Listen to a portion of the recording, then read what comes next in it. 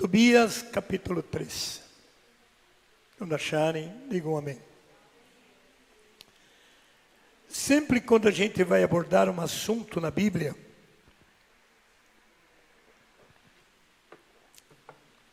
necessário é fazer aquilo que se faz nas escolas. Eu estudei só um ano, mas nesse aninho de escola que estudei, a gente começava, no meu tempo, claro, lá para os anos 64, 65, por aí afora. Ou antes até um pouco, né? Acho que foi em 57, lá pelos anos 57, primeiro diazinho que a gente foi para as escolas. E lá então iniciava os estudos fazendo um tal de cabeçalho. Então ali colocava o dia, o nome da escola, o nome do professor, a data, etc. E depois então vinha as matérias a serem estudadas. No meu tempo era assim, hoje não sei se é mais. E na Bíblia também eu gosto de esboçar isto. Fazer um comentário para a gente entrar no assunto. Essa mesma temática a gente pode utilizar nas leituras de livros. Para a gente ter uma leitura e gostar de ler, é necessário a gente ver ali a apresentação do livro. Porque todos os livros eles fazem uma apresentação. Alguém dá uma mensagem, enfim, dá mais ou menos uma ideia como iria rolar o assunto daquele livro. Então, quando você comprar a ideia, você vai fazer a literatura baseado naquilo que se foi comentado. Claro que não se faz um comentário total do livro, mas dá uma ideia. E também na Bíblia é a mesma coisa. Quando você vai esboçar um tema, por exemplo, por isso que é bom a gente ler a Bíblia toda. Muitas pessoas chegam em mim e dizem, João, como que a gente lê Bíblia? Por onde começa? A Bíblia é um todo. Então eu tenho que ler toda a Bíblia. Porque ela tem começo, meio e fim. Agora, os entendidos bíblicos pedem para que as pessoas comecem lendo os Atos dos Apóstolos. Para se terem uma ideia como a igreja começou. Então começamos a ter uma ideia de igreja. E depois começa a ler os evangelhos, para se ter uma ideia de como a doutrina dos apóstolos foram baseados na doutrina de Cristo. E quando se afirmar nestas ideologias do Antigo Testamento, é necessário começar a ler o Antigo Testamento. O grande problema de ler o Antigo Testamento é porque o Antigo Testamento fala de uma forma física. E o Novo Testamento fala de uma forma espiritual. O espírito, o ato espiritual, ele tem que ser traçado segundo o Espírito. Mas nós não somos capazes, às vezes, de discernir o espírito do homem que está vinculado na ciência com o Espírito Santo que está vinculado na alma. Então, o Espírito Santo de Deus, ele habita em nossa alma. Maria, Nossa Senhora, percebeu isto. E ela disse no Magnífico, minha alma engrandece, porque a alma está no corpo. E meu espírito exulta, porque agora Maria, por ser toda santa, ela compreendeu a santidade do Espírito na alma dela. Tem muitas pessoas que às vezes nem conhecem Jesus, nem têm religião, e têm santidade. Irmãos, irmãs, e tem muitos que conhecem Jesus, que diz ter o Espírito Santo e não tem santidade. São os segredos que a gente vai descobrindo na medida que a gente vai estudando e escutando a palavra. Não existe sentido ler a Bíblia se não houver uma pesquisa na Bíblia. Se eu leio a Bíblia, eu não vou entender. Eu não entendi, eu fechei a Bíblia. Vamos imaginar você inventar fazer um bolo. E você planeja fazer um bolo, mas você não conseguiu fazer o bolo. Então você pega aquela recipiente com o produto dentro e joga para um canto. O que vai virar isto? Irmãos, é o que a humanidade faz. Vai ler a Bíblia? Não entende. Aí eles fecham a Bíblia e fica por isso mesmo. Então cria uma ideia. Eu sou obrigado a ler a Bíblia. Mas de repente, eu não me obrigo a compreender o que eu li. Então ficou dito pelo não dito. Você já teve experiência quando alguém falou alguma coisa para você e você não entendeu o que foi falado? Fica um desconforto. Aí ele falou lá, mas eu não entendi, foi nada. Então fica um desconforto. E por esse desconforto, a gente se distancia de ler Bíblia. Mas a gente não distancia de dizer que é católico. E aí então nós nos apegamos em uma religião. Isso é muito importante. Mas é uma religião que não muda. Uma religião que a pessoa é sempre a mesma. Ele perde o interesse de rezar. O que faz você perder o interesse de rezar? O que faz? A oração imprime um caráter de luta, de desafio. Vocês viram um pouco o meu testemunho ontem. Contando assim, agora que graças a Deus a gente já teve saiu daqueles, é uma coisa.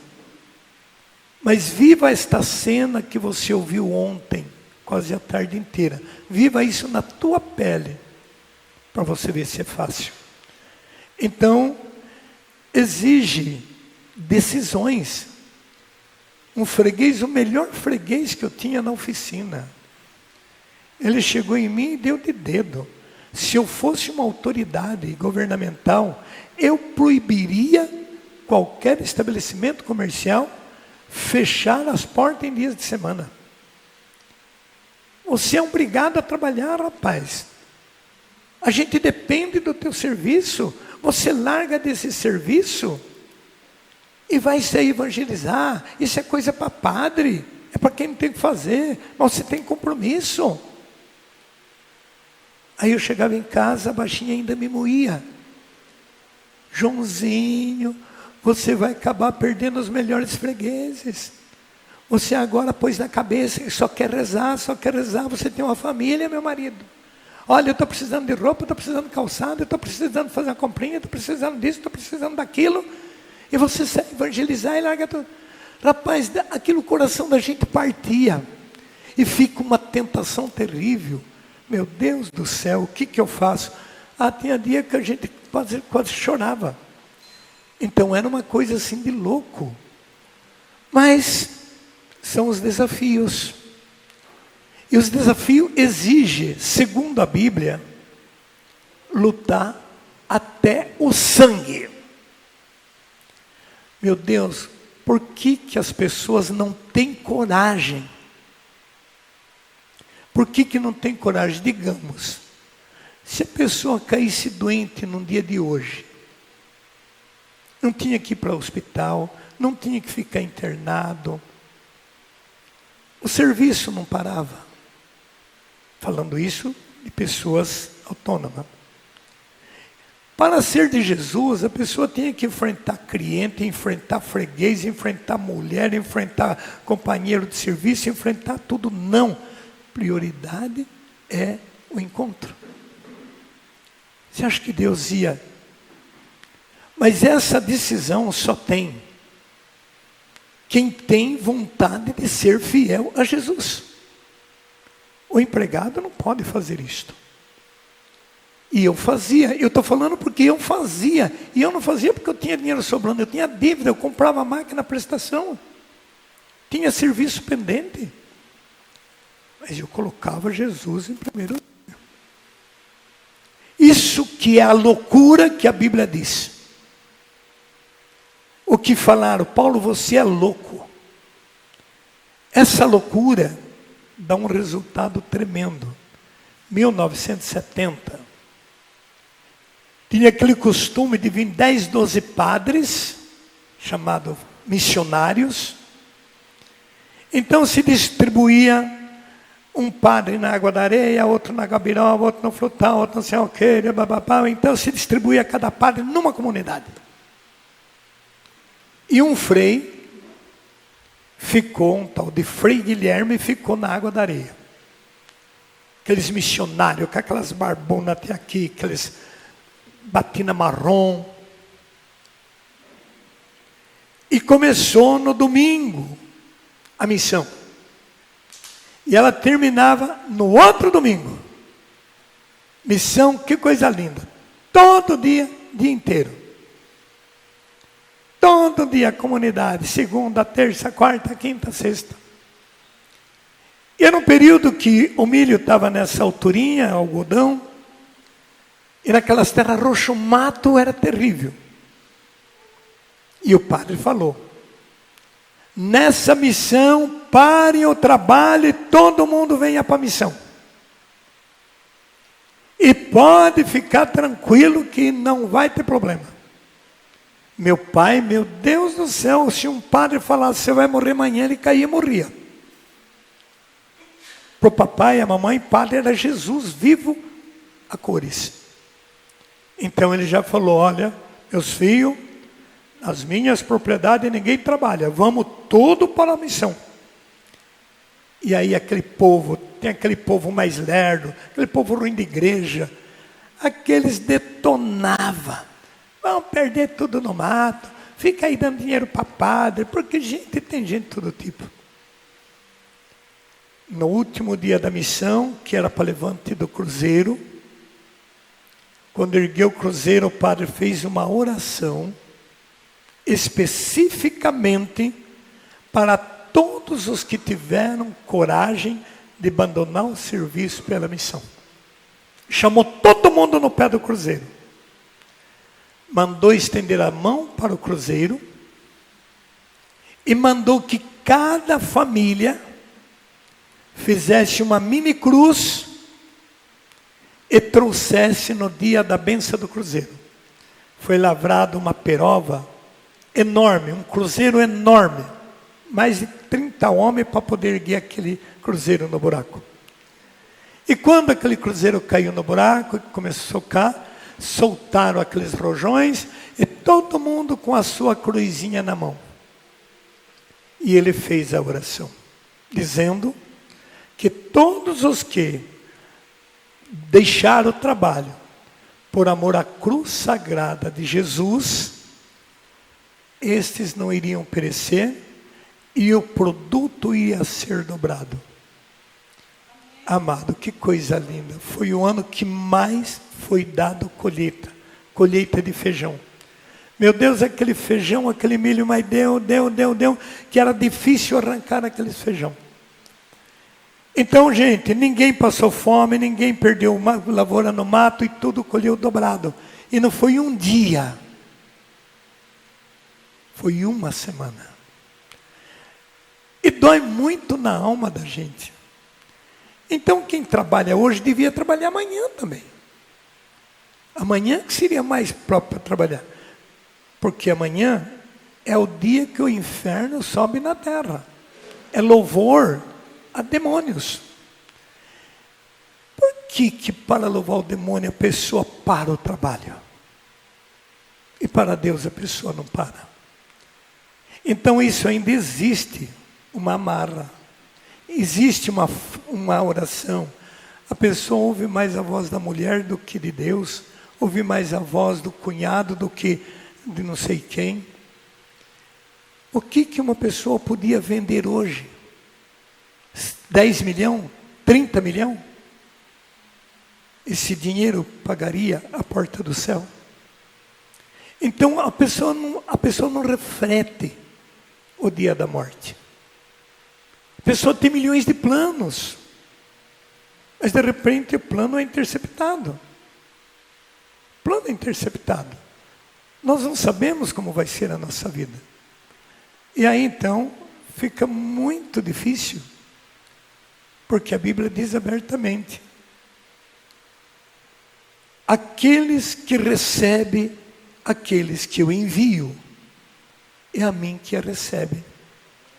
Então, gente, essas decisões é muito poucas pessoas que têm. E essas poucas decisões é o que pesa no orçamento da produção que o Senhor Deus fala com relação e produzir frutos. Para isso, a gente tem que ter uma vida de oração e de entrega. Uma vida de oração e uma vida de entrega. Eu penso assim: se eu, por conta do meu trabalho, eu não desse ouvido à voz de Deus, e estivesse nas barras do Jacaré, fabricando carroceria, arrumando o que eu fazia, será que eu teria hoje o dinheiro do meu trabalho para ter uma chácara desse jeito? Se bem que aqui não é minha, mas aqui a gente usufrui como sendo da gente. Será que eu teria uma caminhonete como eu tenho? Será que eu teria um trator como nós temos? Do meu trabalho? Deus disse, quando chamei alguém para reassumir a missão: não, eu não posso deixar o meu trabalho. Mas é um chamado. Não, não dá. Tudo bem, fique no trabalho. Então, entendam. A Bíblia diz assim: aqueles que deixar pai, mãe, casa, terra, filhos, filhas, irmãos, irmãs, por amor a mim e a minha palavra, esses vão ter 100 vezes mais pai, mãe, filho, terra, e na vida eterna sentará no trono para junto com as 12 tribos de Israel. Mas, amados, aí as pessoas invertem a Bíblia e dizem assim: mas você foi escolhido. Ótimo. Mas você foi chamado. Como você foi chamado, você precisa dar força para o escolhido. E para você dar força para o escolhido, você precisa fazer o possível para que o escolhido não fracasse. E isto, entenda no grupo dos apóstolos. Todos foram chamados. Todos foram escolhidos. Mas nem todos permaneceram. 72 discípulos e 12 apóstolos. Mas quando Jesus Cristo fala para eles que a hora estava chegando, o Filho do Homem vai ser pego, vão me colar de espinho, vão me matar, mas eu quero oferecer a vocês o pão da vida, para que vocês se alimentem com o alimento que eu vou dar a vocês. Nós pregamos isso ontem, quando traçamos aquela metodologia dos discípulos que preparou a ceia lá. Mas um que era o escolhido fez o papel dos um que era chamado, escolhido, fez o papel dos 72 chamados.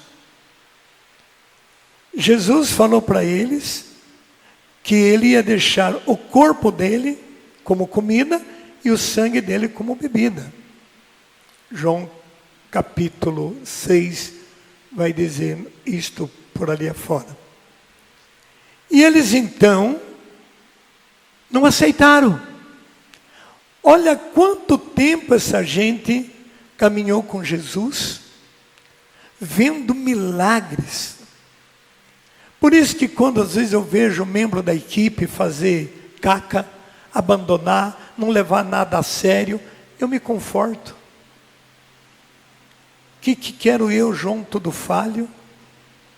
Se os próprios seguidores de Jesus, que não tem uma gota de falha, abandonaram o mestre, não vai abandonar Camilote. É muito dolorido, a gente sofre com essas perdas. A gente sofre com esse desinteresse. E é uma coisa, irmão, é de morrer. Como é que se explica você pegar a maior nota que você tem no bolso e pôr na oferta de uma igreja? E ter essa coragem de fazer isto. E eu faço. E eu faço isso desde 1990. E eu não tenho ganho. Eu vivo do que Deus me prepara. O dízimo que entra dessa bendita comunidade é insignificante. Pergunto para o Alexandre, desde quando eu não pego mais um tostão lá no caixa da equipe? E olha como está sendo feito. Porque ninguém aqui trabalha por dinheiro. Aqui a gente trabalha por essa entrega que nós demos a Jesus. É a nossa luta. Amados, irmãos e irmãs, ninguém pode falar que está se prejudicando para ajudar a comunidade. Se você disser, mas eu sou dizimista. Mas, amigo, o dízimo não é dinheiro teu. Você não está ajudando a comunidade com o teu dinheiro. O dízimo não é teu. É uma propriedade de Deus. Coloca ela à parte. E se você não fizer, você será atingido pela maldição. Fostes atingido pela maldição, vós e vossos filhos, e não voltou a mim. Isso vocês fazem desde o tempo de vossos pais. E ainda vocês querem me enganar. Pode um homem enganar o seu Deus? Gente, isso é forte demais, né? E os caras com a maior cara de pau responde, no que nós estamos te enganando, Senhor? Eu vou na sinagoga, nós estamos dando as ofertas, nós estamos indo nas festas religiosas, nós estamos orando, no que nós estamos te enganando, Senhor? No pagamento do dízimo e nas ofertas. Façam experiência de mim. E as pessoas não compreendem ainda uma comunidade. Não compreendem ainda um envio missionário. Não compreendem. E nós somos muito atentados a se revoltar, tanto com a igreja, como com os padres, com o Papa. Gente, dói na alma quando as pessoas falam mal do Papa. Quando você não acredita mais no Papa, você não está acreditando mais na tua fé. Não fique engolindo o que esses malditos meios de comunicação soltam. Pode ficar tranquilo, que Cristo diz, o zelo para a minha igreja me consome. Por isso eu vou destruir esse templo e em 3 dias construirei um outro. Pode ficar tranquilo, na maior fé, na maior segurança com a tua igreja. Não dê ouvido nessas barulhão, nessas multidões que patrocinam milagre, que não vão nessa onda. Não vão nessa onda. E a igreja católica ela vai reduzir, vai reduzir, vai reduzir, vai reduzir, vai reduzir, vai reduzir. Porque é o que já aconteceu. Mas para tua e minha certeza, Jesus disse, eu estarei convosco todos os dias, até quando? Até o fim. Se o Papa for tudo isto que o povo está dizendo que ele é, porque esse é um meio que o diabo inventa para destruir tua fé. Se você perder a tua fé, se você perder a fé no teu batismo, o que vai sobrar? O que vai sobrar? Se você perder a confiança da tua mulher ou do teu marido, como é que esse casamento vai em frente? Como? Como? É o que acontece, da separação. Igreja e casamento é a mesma coisa, não está lá escrito na Bíblia? Eu quero que você ama a tua esposa como eu amei a igreja. Eu quero que você cuide da tua esposa como Cristo cuidou da igreja. Então tem um relacionamento Cristo-igreja. Tem um relacionamento igreja e família. Então o Papa, ele é um chefe de Estado. Ele foi um chamado de Deus, escolhido por Deus, para chefiar a igreja do mundo inteiro, porque esta palavra saiu da boca de Jesus. Mateus 22, está lá. Pedro, eu não estou pegando o texto, amados, mas está lá em 22 de Lucas. Eu vi o céu se abrir e os demônios descerem na terra, querendo te peneirar como os agricultores peneiram o trigo. Mas eu já roguei o Pai a teu favor. Pedro era um chamado para chefiar a igreja.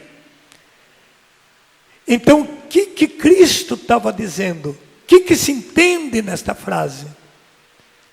Que Cristo está apoiando, Cristo apoia, Cristo defende o seu chamado, o seu escolhido. Ele não diz lá em Salmo, eu protejo meus eleitos. Ele não diz lá em Amós, nada faço sem revelar aos meus profetas. Essa amizade mútua entre Cristo e a igreja, não tem quem tira, nem Satanás conseguiu. Olha o que o diabo fez para derrubar a igreja. Coroou, cuspiu, surrou, não deu água, não deu comida, pregou, furou. Mas o homem ressuscitou, diga glória a Deus. Vocês estão entendendo, amados? Quando voltares a mim, confirma isso a outros. E Pedro, voltares a mim, Senhor? Eu estou contigo todos os dias.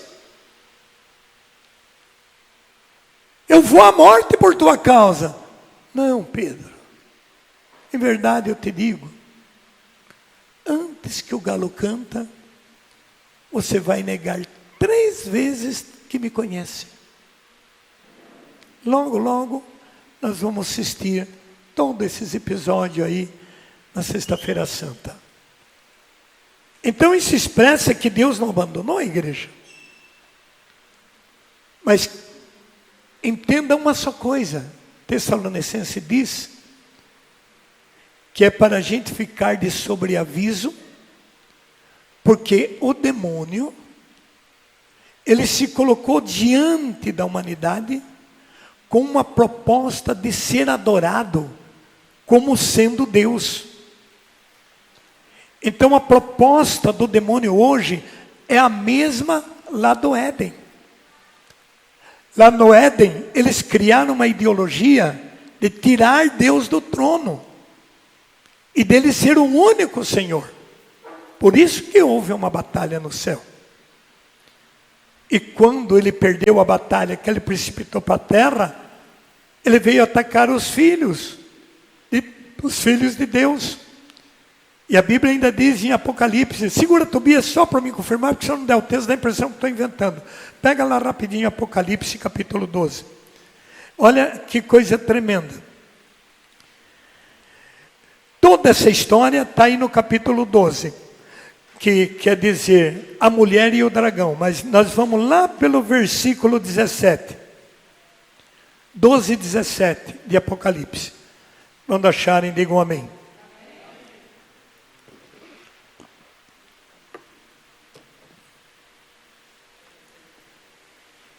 A Bíblia se lê assim. Este então se irritou contra a mulher e foram fazer guerra ao resto de sua descendência, aos que guardam os mandamentos de Deus e têm o testemunho de Jesus. Então a grande guerra do demônio é contra a igreja. E como ele sabe que a igreja somos nós, então ele guerreia o meu corpo, ele guerreia o teu corpo, ele faz guerra na sua mente para você enjoar do trabalho, para você enjoar do filho, da filha. Ele coloca veneno na tua cabeça para você falar mal do outro, da outra. Ele coloca veneno no teu trabalho para dizer assim, que você morre de trabalhar e você ganha muito pouco. Então, não precisa dar muito lucro para esse patrão não, que esse patrão é um chato, ele não considera meu trabalho, ele não tem quem convença essa humanidade. Ele envenena a cabeça do patrão. Esse daí não está produzindo. Olha lá, está meia hora parado, o serviço não vai. É uma guerra do inferno. Ele ataca a tua propriedade, ele ataca teus veículos para fazer quebrar, para o patrão ficar bravo, dizer que o empregado não cuidou, ou o empregado fica bravo porque não foi descuido, mas foi um acontecimento. Olha o rolo que vive essa terra, diga misericórdia. O povo vai tudo moído na missa. E uns ainda vai até com o celular no bolso, quando a missa está lá,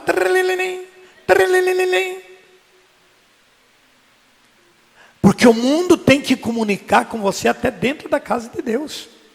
Nos encontros, eu tenho asfixia de celular em encontro. Asfixia. E os nossos que vão, já pode pôr na cabeça, foi para o congresso, ou foi lá para Minas, desliga esse maldito celular. Você não precisa estar comunicando com o mundo. É radical? É radical. Não quer radicalidade? Caia fora da obra. Porque, gente, o celular atrapalha. Eu vi esses tempos aí, muito pouco, os caras ficam uma arara. Eu mandei uma mensagem, eu mandei não sei o quê, você nem deu bola. Meu pai do céu, se eu for atender todo plim-plim que entra no meu celular, eu tenho que sentar num canto e ficar à mercê do celular. Eu até não sei se eu não faço um jejum 40 dias de celular. Estou numa briga aí. É outra vida. E essa coisa liga quando está com a mão toda cheia de graxa, quando você está com as duas mãos ocupadas, ou que você tem que parar o serviço e de repente tocou, você vai ver. Eu estou valendo que seja um caminhante. Sim. Olha, eu estou com uma promoção, tá bom, obrigado. Atrapalha. Fazendo um bom uso do celular, dos meios de comunicação, não tem um benefício maior e melhor. Mas sabendo usar. É coisa do outro mundo. Então, uma das guerras que o diabo levantou foi o meio de comunicação. um meio que comunica a tua ação. Olha que coisa que a gente não para refletir. Como que um monte de fio, alumínio, cobre, lata, plástico, pode formar uma inteligência humana? Como? Como? Se você refletir em Cristo Jesus, você vai descobrir isso não é normal. E por que essa ação surgiu? Para se tornar Deus no lugar de Deus. Porque o Deus verdadeiro, ele complica a vida das pessoas. Ele vem trazer divisão. Não está lá escrito? Vocês pensam que eu vim trazer a paz? Não. Eu vim trazer a divisão. Eu vim trazer fogo. Eu quero que ele se acenda. Porque de hora em diante, ele dizia a partir de que ele começou a fazer a doutrina. De hora em diante, vai haver divisões. Vai estar dividido. Pai contra filho, filho contra pai, nora contra sogra, sogra contra nora. E os próprios adversários vão ser das vossas casas. Essa divisão sai por quê? Porque a cultura educacional foi jogada no ralo. Eu tinha 13, 14 anos, eu não podia ir num campo de bola, num time profissional, podia ir nos campos lá dos bairros. Mas sair numa cidade, num campo de futebol, você é moleque. Moleque não pode estar indo nesses lugares. E há 12, 13 anos, você não pode, a mãe está indo embora, vai tudo embora com a mãe, que agora, daqui para tarde, já deu a hora para vocês ir dormir. Vocês é moleque. Assim era a cultura. Olha o que virou isso hoje, meu Deus. É criança recém-nascida, criancinha de 2 aninhos, naquela multidão, em campo de bola, menininho de 3, 4 anos, dia e noite com o celular na mão, vendo tudo que é bactéria do mundo. Sujeira, filme, atos diabólicos. Então, meu amigo, esse grito, autismo, isso daí é mente explodida por meios de comunicações. E que vai ser dessa geração, me explica? Que não sabe trocar uma torneira, não sabe amarrar um fio para ligar um chuveiro, não sabe fazer um café, não sabe cuidar do marido, não sabe lavar uma roupa, mas sabe deitar numa cama e fazer fio. O que vai ser esse planeta Terra? A Bíblia diz, os filhos da natureza serão mais numerosos que os filhos das uniões lícitas. Por isso, ai daquele dia, aquela que estiver grávida ou amamentando. Rogue. Porque nesse dia, o terror vai ser tão grande, que as pessoas vão cambalear como ébrio, como bêbado. Porque a aflição que descerá nessa terra será muito grande. E quem está fazendo esta guerra? Este, então, irritou-se contra a mulher e foi fazer guerra com sua descendência. Qual é a guerra? A mudança da cultura feminina. Então, ele precisou criar uma moda. A moda da pornografia. A moda das vestes.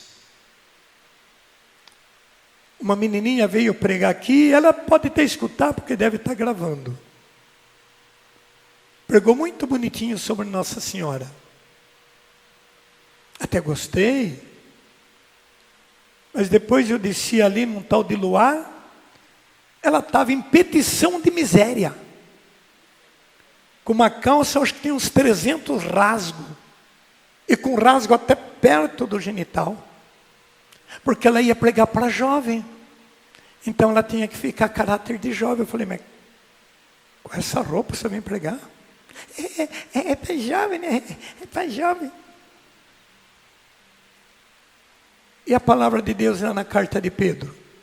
Que as mulheres tenham traje honesto, ativiando-se com modéstia e sobriedade.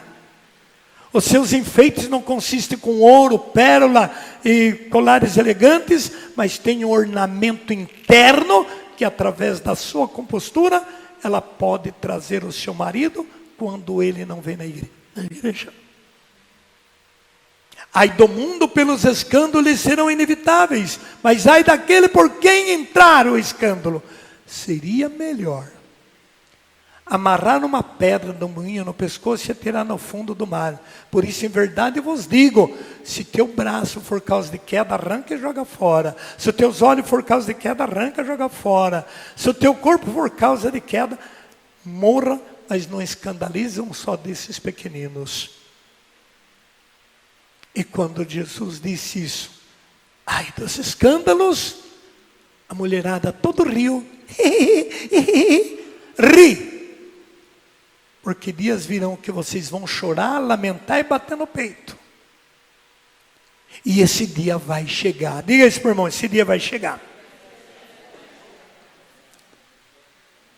Por isso que Tobite, volta lá em Tobias, foi um homem muito temente a Deus. Mas não pôde durar muito suas caridades, porque o mundo é terrível. Ele era uma pessoa muito caridosa, todo mundo sabe da história. Ele ia enterrar as pessoas que morriam de guerra, ia ajudar aqueles que não morriam, mas estavam ali agonizando.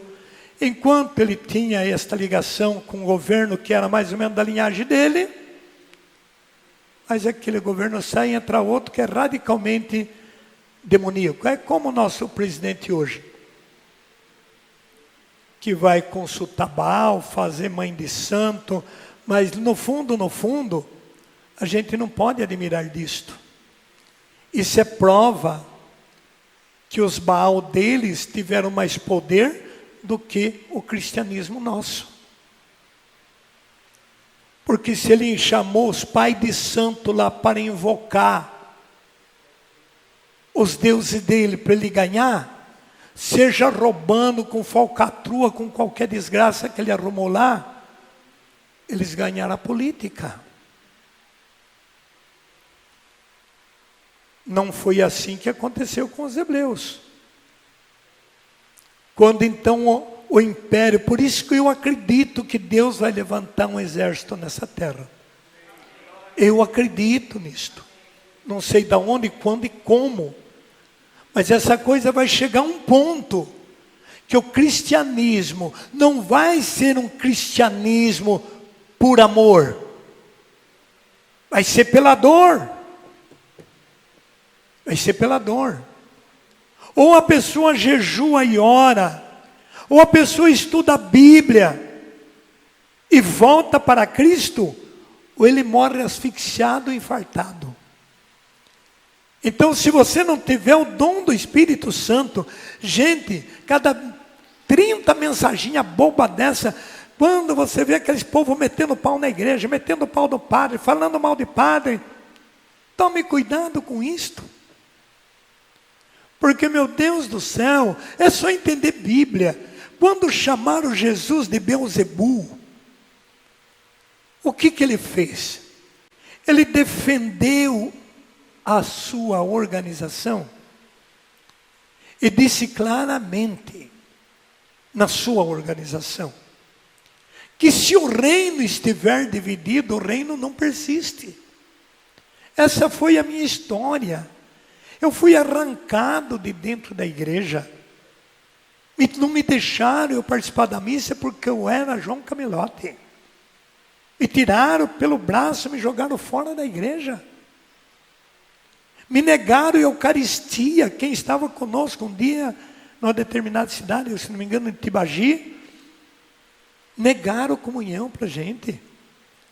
Negaram o salão para nós rezar. Deus é maravilhoso. Aquela senhora que faleceu, a mulher de Zezão lá de Tibagi, Filomena, tinha arrumado escola, tomaram. Ela arrumou um centro lá da prefeitura, tomaram.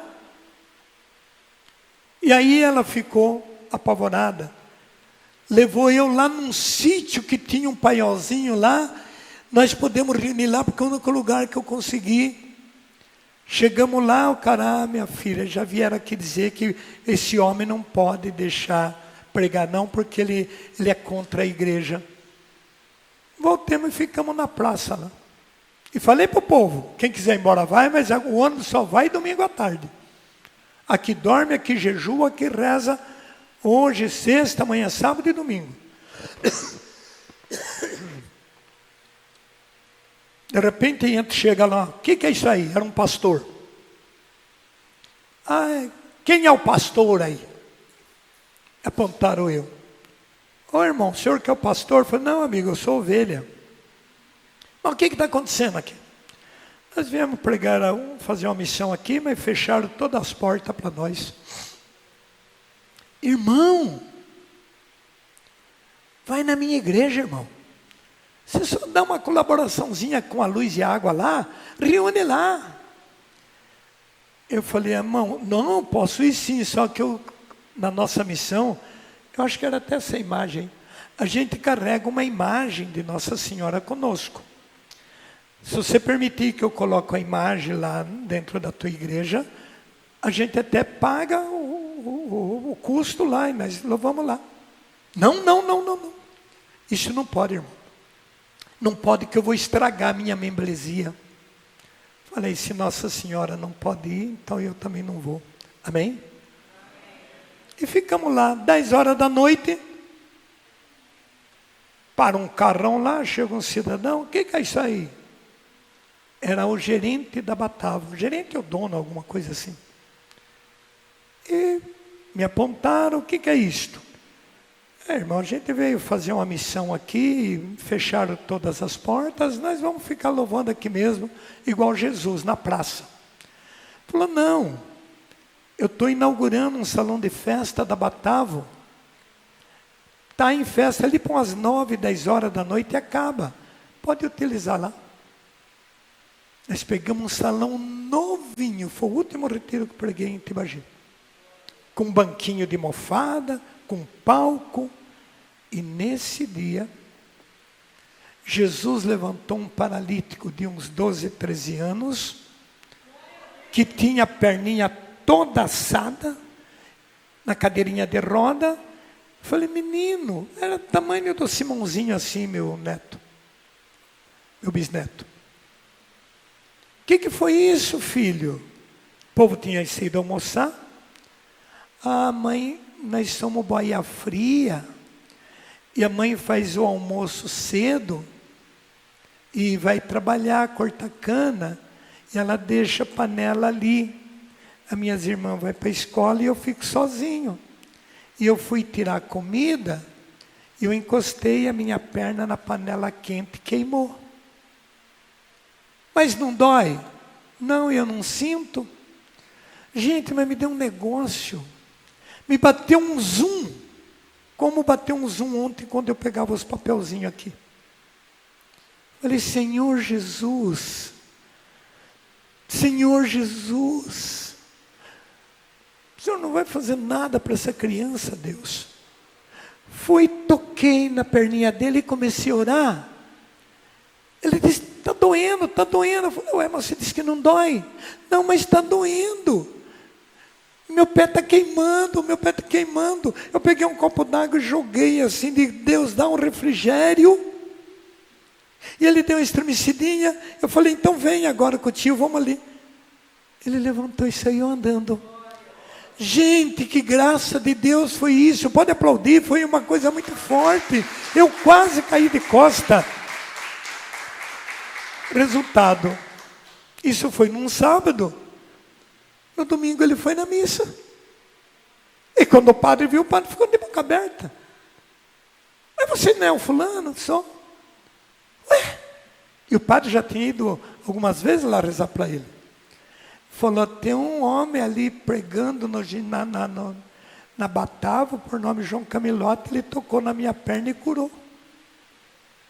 Aí que o padre ficou bravo. A ponto de não receber nós. A ponto de dizer aos ministros da Eucaristia que para quem fosse daquele retiro não podia comungar, que estava em pecado mortal. Olha cada luta, né? E nós em oração. Então o povo ia saindo da fila dos ministros, porque eles negavam. Teve uma ministra que jogou umas 4, 5 hóstias no chão, de tanto que ela tremia. O mesmo aconteceu aqui em Jussara uma vez, derrubaram um monte de hóstia de tanto tremer. Porque era para ler uma carta contra nós e não quiseram ler. É cada história forte, gente. Aí graças a Deus a gente permaneceu firme, estamos firmes. E quanto mais vinham essas perseguições, amados, mais amor pela igreja eu sentia. Então eu não gosto muito e não gosto nada, principalmente que fale do Papa. Não venha falar de Papa para mim. Deixa. Porque se falaram que Jesus era um Beelzebul, era o príncipe do demônio, e naquele tempo não tinha celular, não tinha internet, eles faziam esse fervo boca a boca. Agora hoje está mais fácil. Hoje eles conseguem fotografar, eles conseguem por inteligência artificial, eles conseguem imitar a voz, e ele tem uma rede social. Então um camarada vê lá, onde já se viu, o Papa está abençoando 2 homens para se casar. Ai, eu não sei. Mano. E nada disso é verdade. Nada disso é verdade. Se João Camilote... Isso é uma peste. Ele rouba as pessoas. Ele prega de um jeito que só ele tem o Espírito Santo. Ele faz uma lavagem cerebral na cabeça das pessoas. Para vocês terem uma ideia, bem recente da minha missão, acho que 1 aninho depois de renovado, eu fui fazer uma pregação, eu, Gamenão e Tita, em um bairro chamado... Esqueci o nome do bairro, perto de Santo Antônio lá. Bairro dos Glória. Bairro dos Glória. Era um bairro que só tinha 90% era evangélico. E deu muita gente. E a filha de um fazendeiro, ela estava nesse retiro. Mas naquele tempo eu pregava. Eu colocava uma cortina assim na frente da capela, o altar ficava separado, o Gamenão e Tita ali clamando, e eu ali sem microfone, sem nada, na gargantão. 150 jovens. Trancava todas as portas, como aqui, está voltando às origens. Sei que vocês estão ficando azedo conosco, mas eu estou fazendo um teste de fidelidade com vocês. Aguenta um pouquinho esse calor para você treinar quando chegar no purgatório. Irmãos, dá outro sentido. A palavra fica mais dentro de você. Abre todas essas portas, a palavra voa e você manda ela embora mesmo. Aguenta porque vai dar certo. Você não vai morrer asfixiado não. Pode ficar tranquilo. E nisso a filha do fazendeiro aceitou a palavra. Eu tenho uma mania de dizer assim, agora vem todo mundo aqui na frente. E o Gamenão com o Tita não podia sair da intercessão. Mas era eles que tocavam. Então eu falei, vocês permaneçam na intercessão. Eu tinha uma radiola, uma sonata, eu ligava ela, colocava a par de mim, e tinha aquelas músicas orquestradas do Padre Zezinho, e eu ia falando, e foi falando, vai entregando, e essa menina recebe Jesus de uma forma. Gente, ela foi batizada no Espírito Santo, sem pôr a mão, sem posição de mão, sem nada. E começou a chorar e glorificar a Deus. E já começou a orar em língua, que assustou todo mundo. Através dela, os 150 jovens receberam o dom das línguas. E virou aquele clamor. E o que a menina fez? Seu João, por que eu tenho que andar desse jeito? Essa corrente de ouro aqui, o pai pagou tanto. Esse relógio de ouro pagou tanto. Esses brincos de pedra, o pai pagou tanto. Eu sou filha única desta fazenda. Seu João, olha, eu não quero mais nada disso. Eu entrego tudo nesse altar. E foi embora sem nada. Chegou em casa, o pai quis saber, porque aquela filha era o dengo do velho. E a menina começou a anunciar Jesus para o velho. Isso são histórias verídicas. Se quiser ir lá nesse bairro, ainda tem um amigo que ele virou evangélico. Mas ele estava nesse retiro. Foi o dia que ele recebeu Jesus também. E esse pai falou: quem que é esse Camilote? Pai, o senhor tem que ir no encontro desse homem, pai, porque esse homem é isso, porque esse homem é aquilo, porque esse homem é isso, porque esse homem é aquilo. Mas o que você fez? Eu joguei tudo fora, porque eu não preciso disso. Eu quero ser uma pessoa de Nossa Senhora, eu quero ser humilde. E o pai virou uma fera. E 2 meses depois eu fui num bairro muito próximo, um tal bairro dos Gomes, que dava, vamos imaginar assim, a norte aqui e Vidigal. E esse fazendeiro veio com um revólver e disse para um tal de Aparecido Miranda, que depois ficou servo da equipe também: hoje eu vou executar esse camelote. Pegou o revólver e mostrou para ele. Eu vou entrar lá, com 5 minutos eu vou estourar esse homem. Ele fez minha filha virar uma boia fria. Que religião que é essa? E o homem ficou paralisado, esse Aparecido. O que eu faço? Eu aviso o seu João. Mas o retiro já tinha começado quando ele chegou. As portas tudo fechadas. Ele acabou entrando lá pelos fundos. Estou lá pregando, entrou um barrigudão, chapéuzão preto de couro, daquelas botinhas de sanfonadinha, meia canela. Entrou e sentou lá, ficou igual um sapo. E aquele tempo eu era ungido. Eu desci do altar e fui mexendo com o conto. Cheguei nele: por que essa cara braba aí, irmão? E esse chapéuzão dentro da igreja, irmão? Ele deu uma rosnada: por que você veio com esse 38 para me matar? Gente do céu. Esse homem foi tremendo, tremendo, tremendo. E aquela novia que você tomou da tua filha e vendeu, e até hoje ela chora pela novilha. E aquele funcionário, assim alto, de público, é aquele funcionário que você não pagou o que ele mereceu, ainda deu uma surra nele e falou que se ele contasse para a polícia, você matava ele. Deus está te pedindo conversão, meu irmão. Ele bateu a mão na cinta, tirou o revólver: você é um homem de Deus, leva essa porcaria lá. Ficou o comandante do bairro. Gente, se vocês vissem o testemunho daquele homem, o que aquilo chorou diante do altar. Ô gente, mas acontecia cada coisa linda nos meus retiros. Era eu, o Agamenon e o Tita. E o Tita começou lá: venho te dizer, ó meu Salvador, te quero, Senhor. Aí eu abri a cortina, os dois vinham, virava aquele fecho. Mas rapaz, aquilo levava a multidão atrás de Camilote. E assim que a missão ia acontecendo.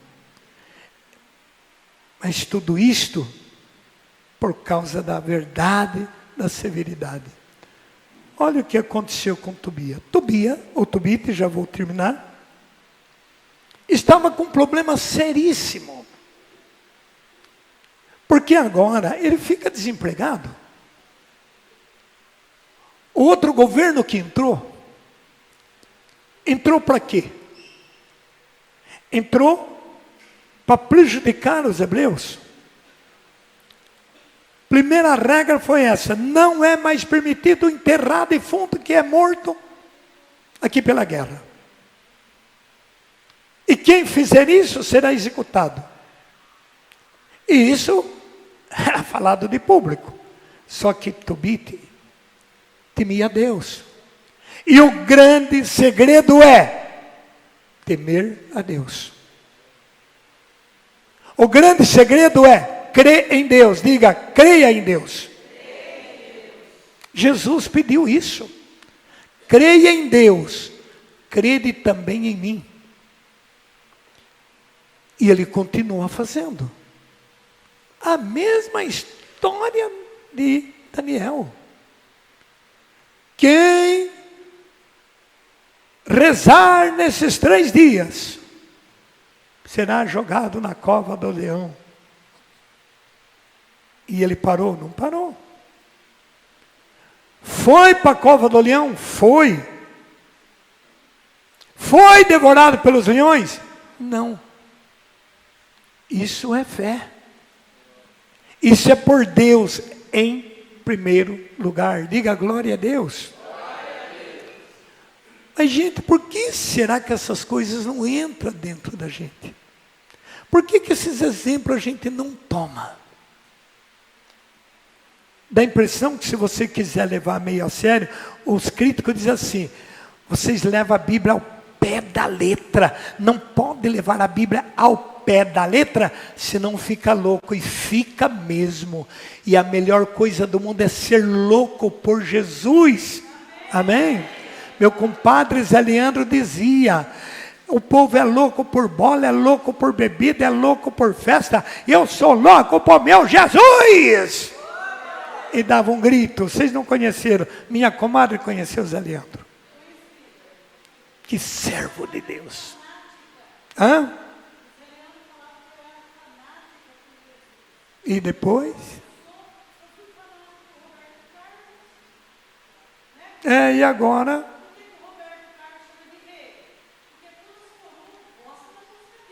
Sim. Amém. Amados e amadas, ele estava num problema sério. Mas começou a encontrar dificuldade porque ele era temente a Deus. E aí, como a coisa apertou, ele precisou dar os pulos dele.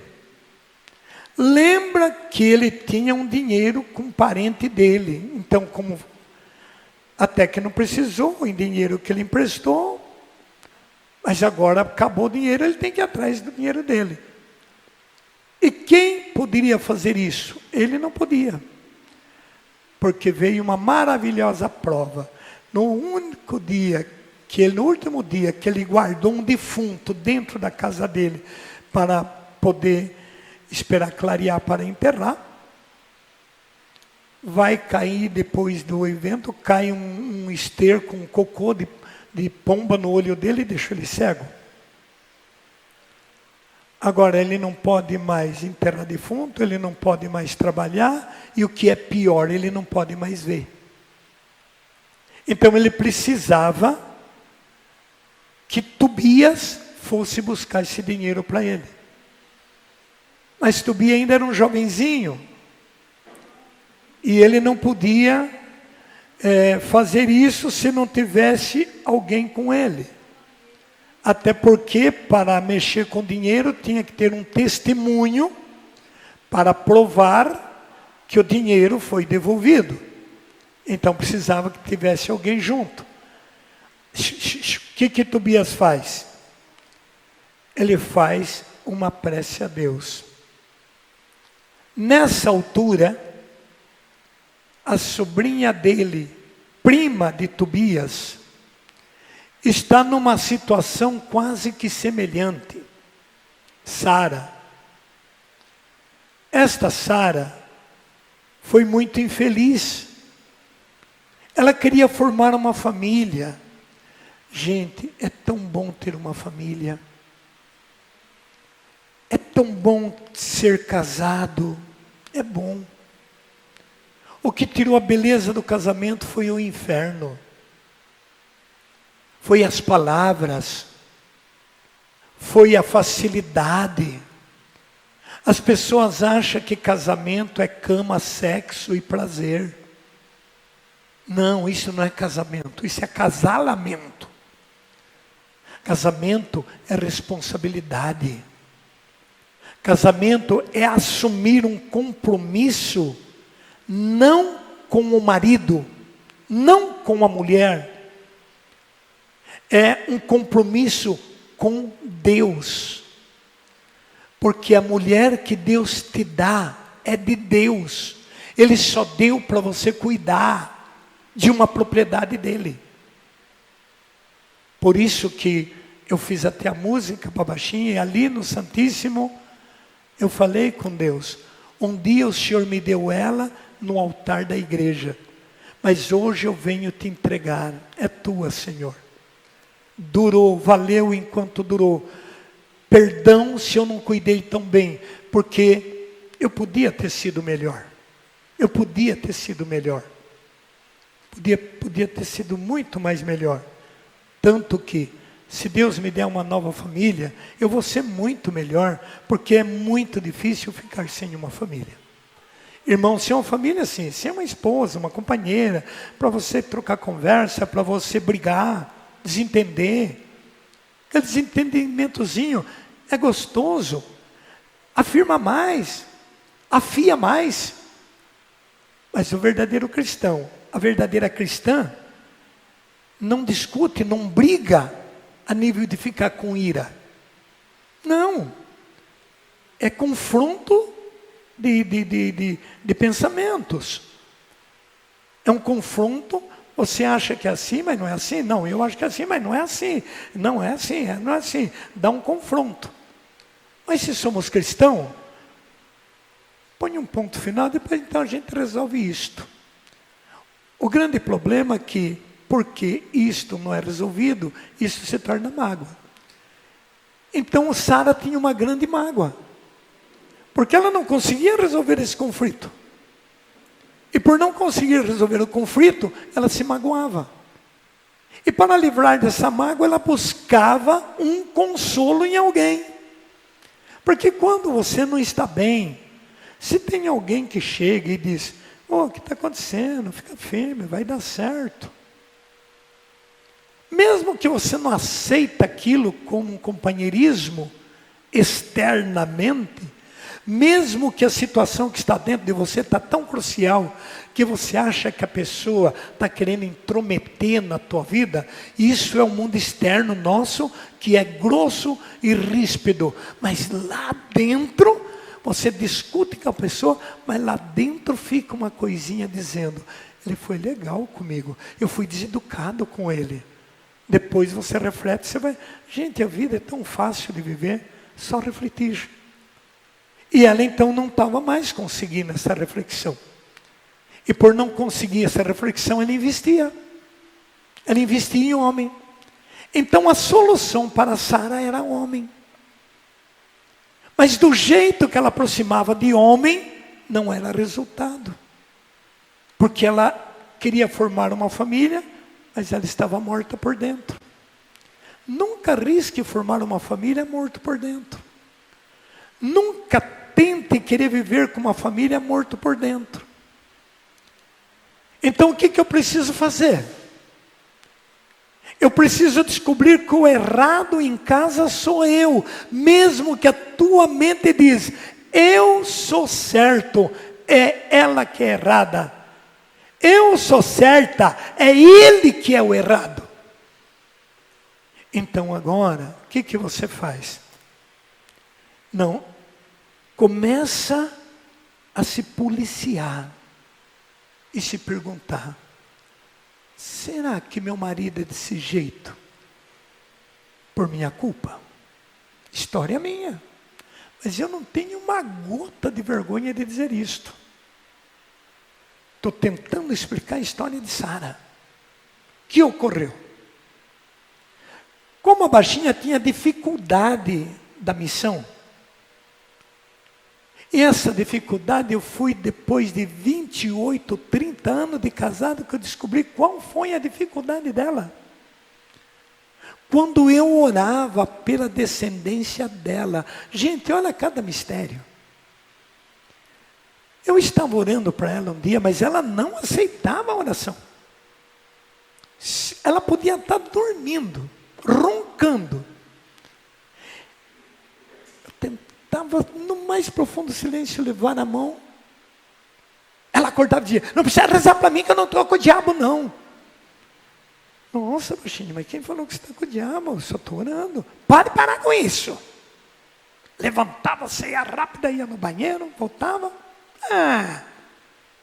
Vai fazer isso com aquela mulherada sua do retiro? Eu não preciso de oração. Isso é uma facada dentro da gente. Poxa, minha esposa. Eu gostava do meu radinho. Para esse rádio. Eu gostava daquele relógio que ficava tic-tic. Não, foi amortizando tudo. Era uma luta muito grande.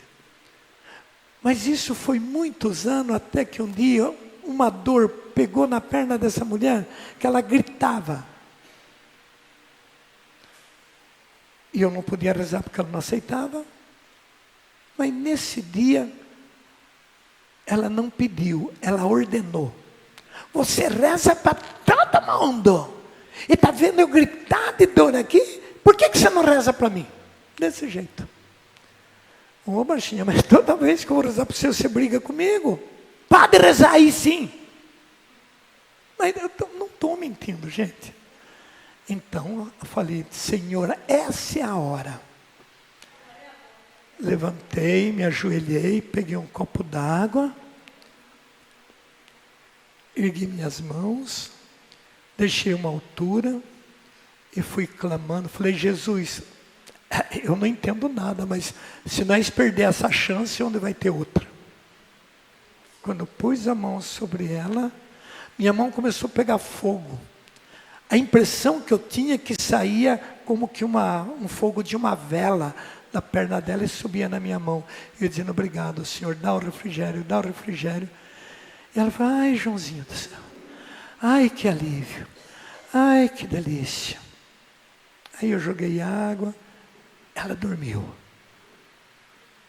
Mas era uma coisa tão impressionante, que uns 4 ou 5 dias ela me colocava na nuvem. Ai, Joãozinho do céu, eu nunca mais vou brigar com você, porque olha que sofrimento, quantas pessoas talvez estão nesse sofrimento, né? E você, olha, Deus abençoe, você é um homem de Deus, meu marido. Era desse jeito, eu não estou mentindo. Onde que vocês vão esse fim de semana? Isso 2 horas depois, um meio-dia depois, um dia depois. A semana nós vamos lá para Mato Grosso. Ah, não, você não vai não. Vai sair de novo? Essa luta foi 50 anos. Por conta disto, eu fui tendo uma aversão interior por ela.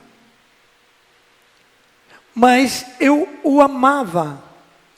Então misturou um desafeto no afeto. Foi a mesma coisa de você pôr uma coisa amarga em cima de um doce. E que o doce estava em menos proporção do que o amargo. O doce não resolveu o amargor.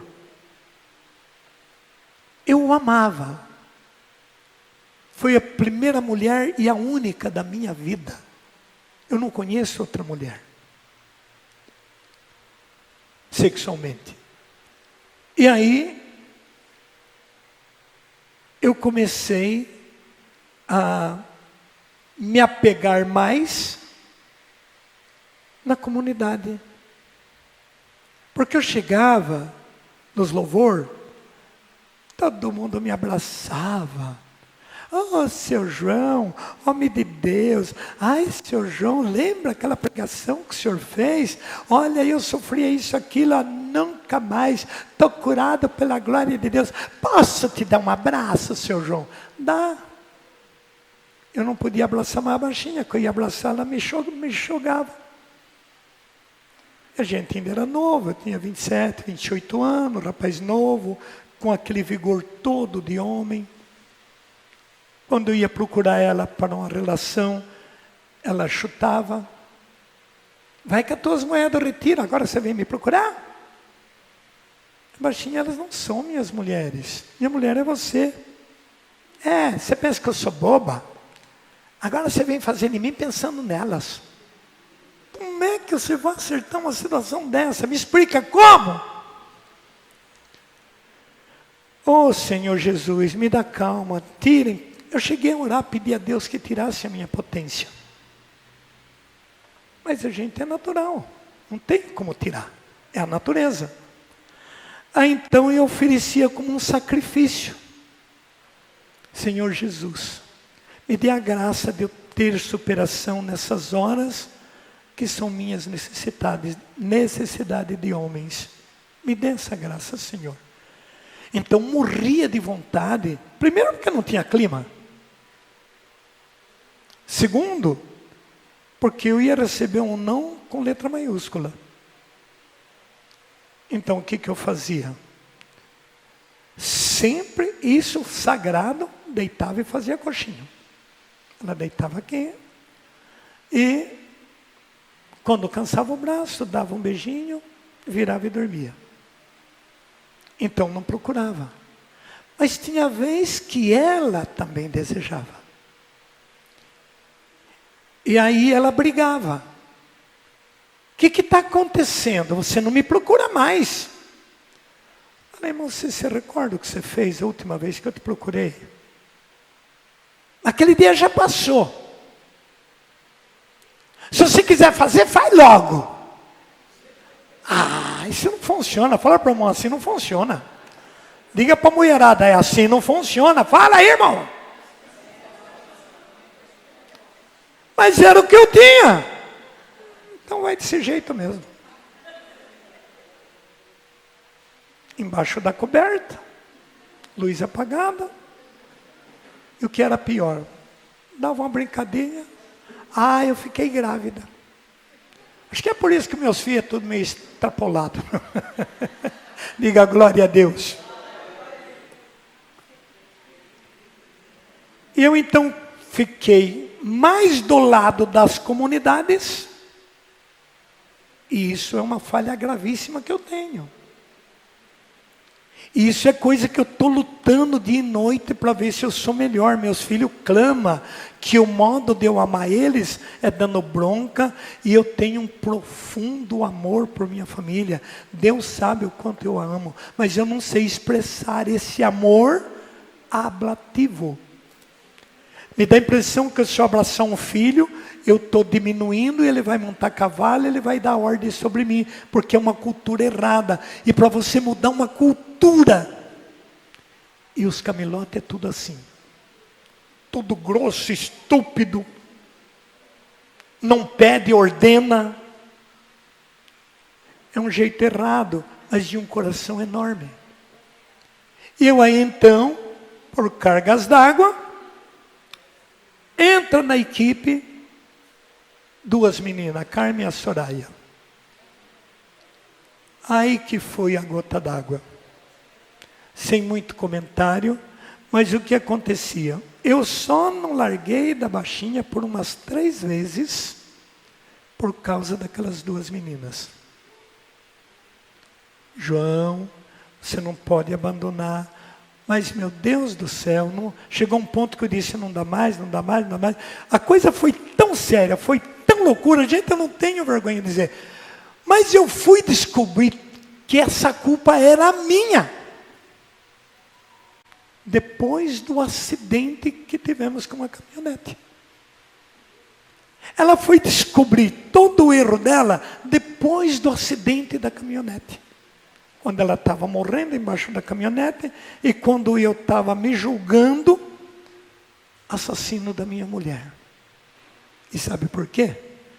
Por briga, por desentendimento. Então eu valorizava mais as pessoas de fora, porque as pessoas de fora me compreendiam, e eles me crucificavam. E isso é muito sério para nós que estamos na missão. Então, pela minha experiência, eu te digo, tem como você ser um missionário, e tem como você ser um pai de família. É só você descobrir o seu erro. É só você descobrir a sua atitude. E ela virou tudo aquilo, a maior parte, por minha culpa. Porque o que eu fazia? Eu preparava o povo. Isso é grave. Olha, seu João, quem que é tua mulher? Eu queria tanto conhecer a dona Baixinha. Ai, essa mulher deve ser a mulher mais feliz do mundo. Porque eles acham que a gente que é bonitinho no altar é um pingo d'água, é uma... Vai morar com o camelote uma semana, vai. Mas era a visão do povo, né? Então o que acontecia? O povo achava que eu era um anjo de asa.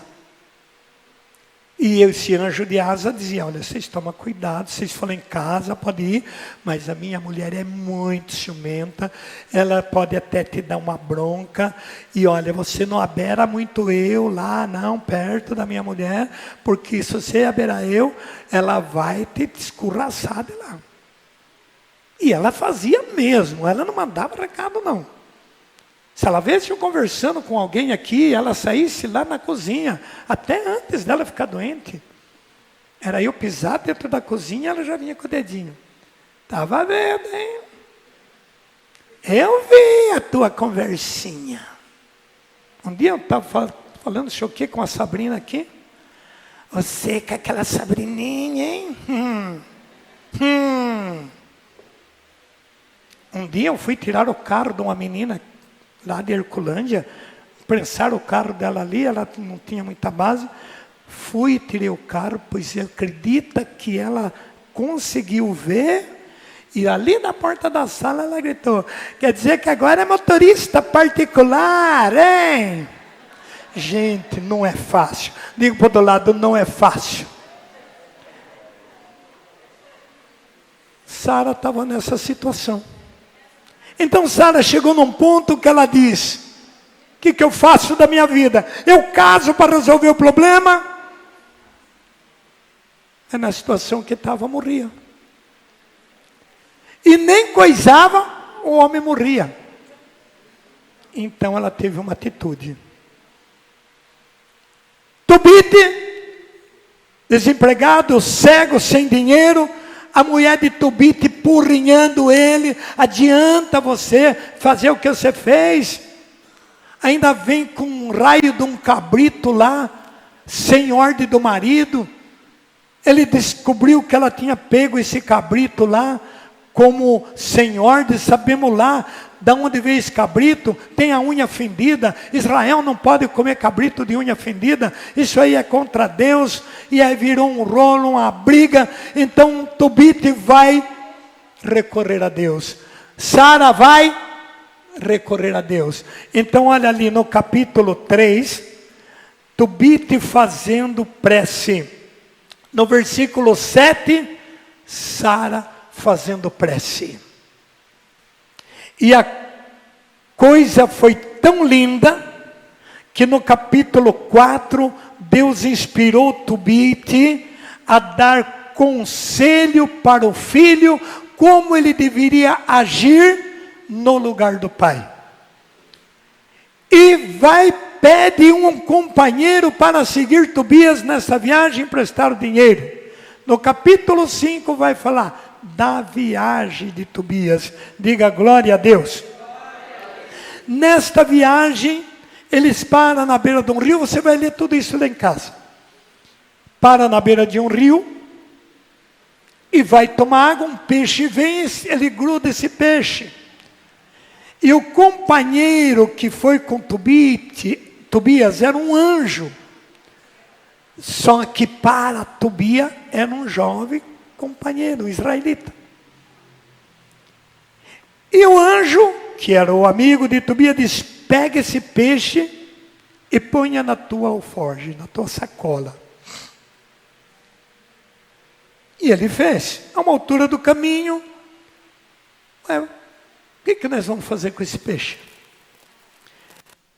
É o seguinte, Tobias, esse peixe deve ser guardado, e você tira o fígado, o fel e o coração dele, e assa e come o resto. O fígado, o fel e o coração, você guarda. Obedeceu e fez. A uma altura da viagem, eles partiram, o anjo, andaram, cansado, foi feita a pergunta: aonde vamos dormir? O anjo disse: logo ali na frente, tem uma família, é seus parentes. E nós podemos pernoitar lá. E é uma boa oportunidade, Tobias, porque ele tem uma mulher, é filha única. E ele é muito rico. Você podia se casar com ela. Tobias deu um salto para trás. Capítulo 6, versículo 10. Em seguida, Tobias disse-lhe: onde queres que pousamos? Aqui, respondeu o anjo, um homem da tua tribo e de tua família, chamado Raguel, que tem uma filha chamada Sara. Além dela, não tem mais filho nem filha. Todos os seus bens te devem pertencer, mas é preciso que receba por mulher. Continue.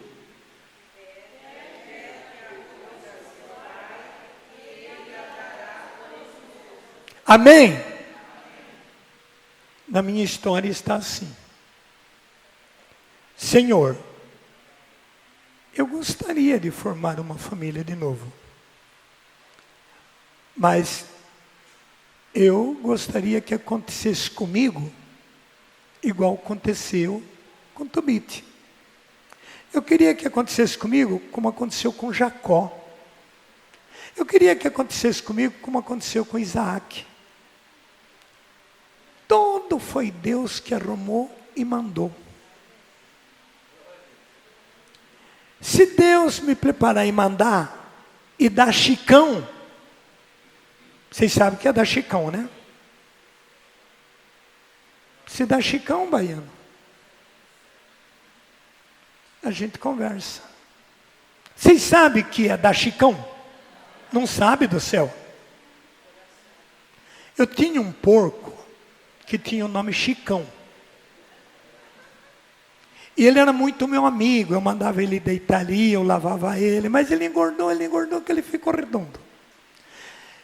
E um dia, o locutor Natal Rei veio passear aqui em casa e viu esse porco. Ele falou: Camilota, esse porco vai dar uma banha boa. Eu falei: ele chama Chicão. E ele foi e disse: quando você matar o Chicão, me chama que eu quero vir comer um torresmo. Uma coisa mais ou menos assim. E chegou o dia de eu matar o Chicão. E aí eu matei o Chicão, só que eu acerto muito certo o coração do porco. É uma facada só. E aí ele soube que eu matei o Chicão. Você matou o Chicão? Eu falei: foi direto no coração. Então, dar Chicão é isso. Quando você é alguém e bater no coração, deu Chicão. Diga glória a Deus. Glória a Deus. É isso, é dar Chicão. A finada Neide dizia: João, quando a gente ama, mexe lá dentro. Eu falei: que bom, Neide. Então isso é. E Tobias não entendeu o comunicado do anjo. Por isso, os casamentos dão muito certo quando é Deus que prepara. E quando a gente tenha afinidade em Deus para discernir se foi Deus que preparou. Tem pessoas que vivem amasiadas e dizem, foi Deus que me deu essa prenda. Então Deus agora misturou com o pecado, Deus é graça e pecado ao mesmo tempo. Porque tudo que ele escreveu, que o separado, se casar com outra, ele comete um adultério, então isso joga no ralo. Ou se é viúva, que recomenda também muito pelas viúvas e pelos viúvos, que eles tenham um comportamento para não denegrir a imagem do nosso Senhor Jesus Cristo. E considera-se viúva aquelas que andam no caminho da santidade, como a do céu. Quantos anos? 15. A Maria Helena é viúva de marido vivo, não sei quantos anos. Hoje a Maria do Sérgio, viúva. As que vivem casada dizem assim, ai meu Deus, que sorte que ela teve de ficar viúva. Fala para do lado, vai nessa, né, comadre? Antes um compadre barrinha teimoso, do que sozinho, é de coçar o piolho para cuidar daquele homem, não é? Não é, Francis? Um Lili, é Lili que deu trabalho, Santo Paraíso. Mas eu amava. A minha baixinha me dava trabalho também, mas quanta falta me faz. Que saudade de sentar ali, chupar sorvete com ela, fazer umas briguinhas, tirar sarrinho nela. Joãozinho, eu tô bonito, você tá linda, você tá um pingo d'água na coxa de um porco. Olha o que eu falava para ela.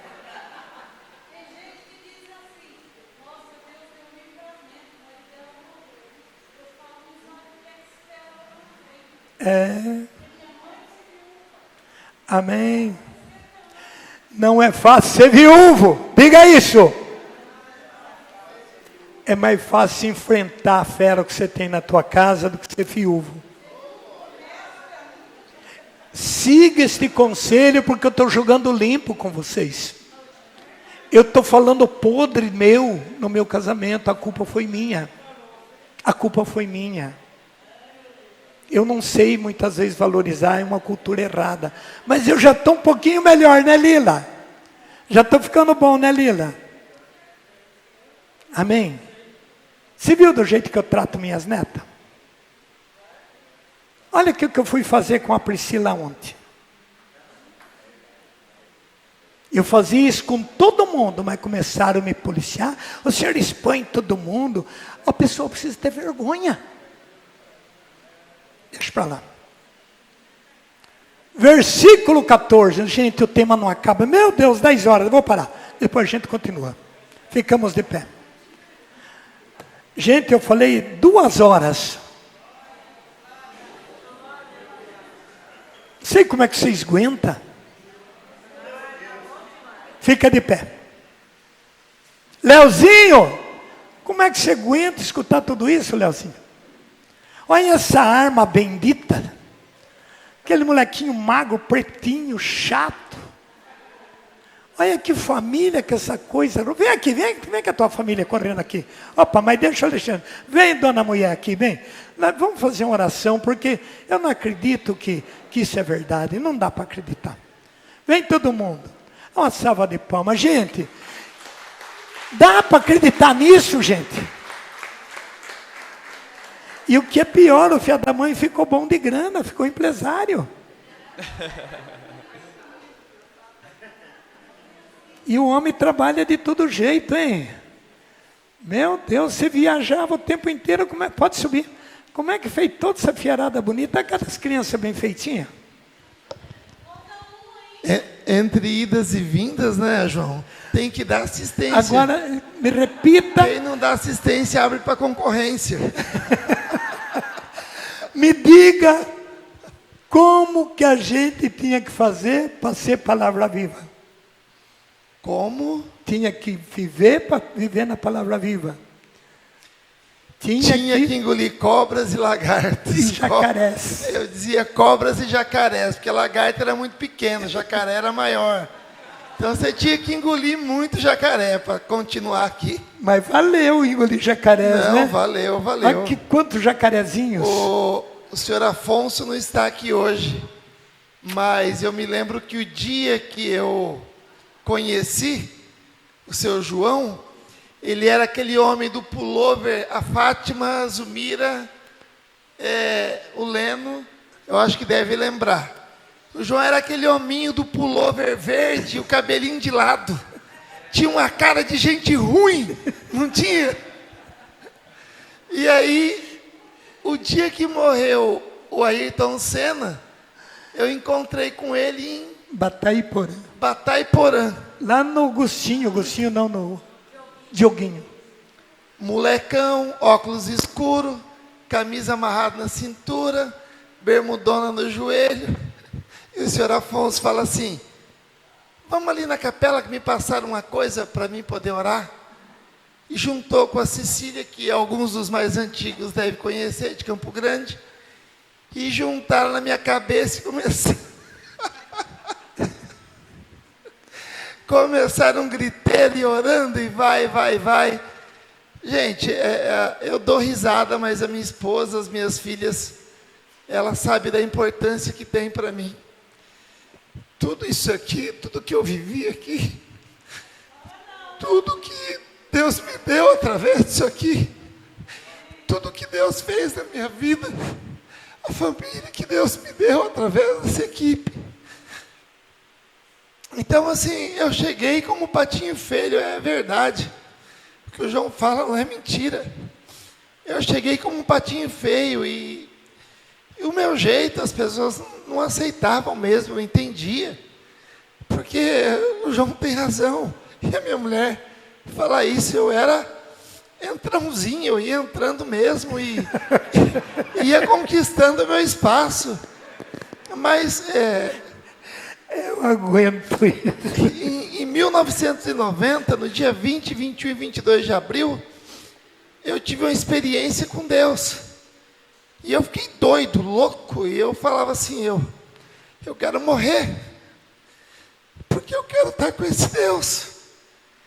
E eu era rejeitado pelo meu pai,